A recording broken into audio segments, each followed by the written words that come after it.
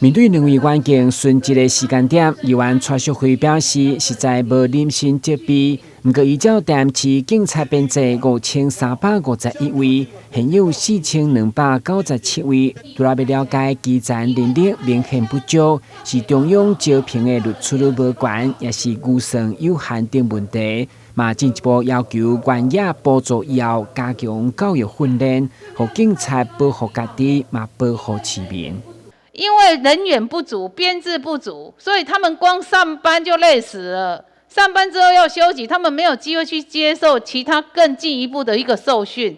昨天网络一片在讨论，为什么持枪的警察会被拿刀的那个歹徒杀死？是不是远警太累了？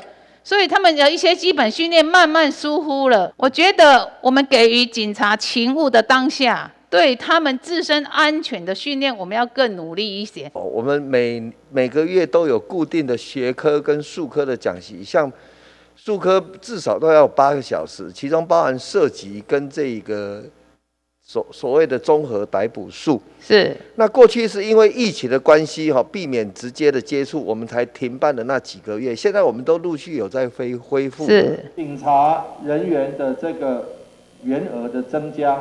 预算的增加是一个必走的方向，你不增加也不行，因为因应大法官释宪785号，这是第一个。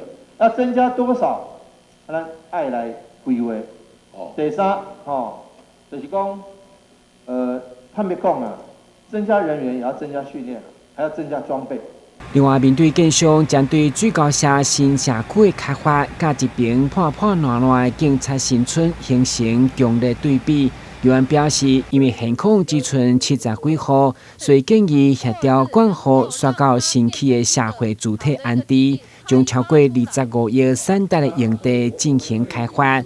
对此，东华局长表示，会协同警察局做伙甲社会主体机构以及管护沟通，寻求上界适合的方案。台南新闻管制杨顺怀采访报道。